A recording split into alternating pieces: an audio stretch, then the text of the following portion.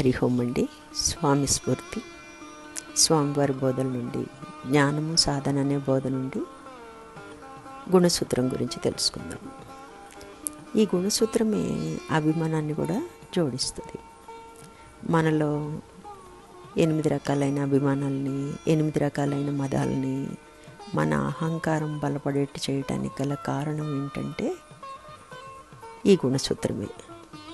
ఆ అహంలో 3 గుణాలు ఉంటాయండి. మనము ఏ గుణంతో అభ్యసిస్తే ఆ గుణం బలపడిపోతూ ఉంటుంది. కాబట్టి సాత్వికమైన బలం ఉన్నప్పుడు ఎలా ఉంటాము? నివృత్తించ అంటే ప్రవృత్తిలో నుండి నివృత్తి మార్గంలోకి మారుతామన్నమాట.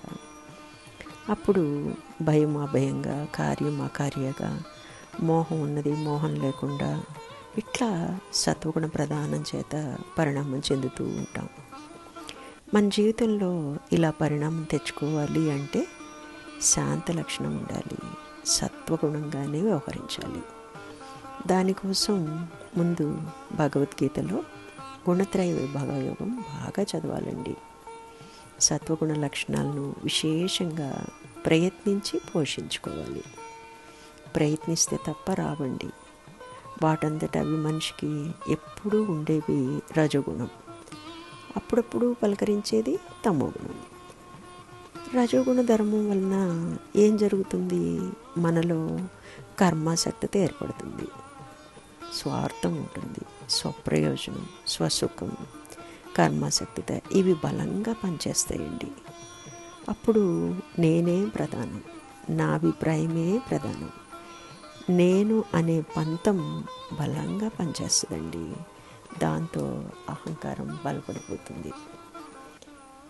3వ గుణం తమో గుణం. ప్రమాదం, ఆలస్యం, నిద్ర, వాయిదా వేయటం ఇవన్నీ కూడా మనల్ని అప్పుడప్పుడు పలకరిస్తూ ఉంటాయి. సత్వరజోగుణ ధర్మంలో ఉన్న వాళ్ళకి ఎప్పుడూ కానీ తమో గుణం అంటదు. ఎప్పుడూ కూడా ఒక్క గుణమే ఉండదండి. ఒక గుణం ప్రధానంగా పనిచేసేటప్పుడు మిగిలిన 2 కూడా బలహీనంగా ఉంటాయి. కాబట్టి మనం ఏం చేయాలి? ప్రయత్నించి సత్వగుణంలో బలంగా ఉండటానికి కనుక నిర్ణయం తీసుకుంటే అప్పుడు మనం ఏం పని చేసినా కూడా సత్వగుణంలోనే చేస్తాం.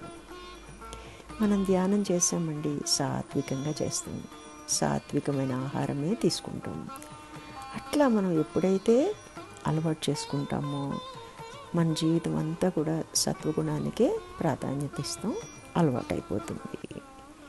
హరి ఓం అండి.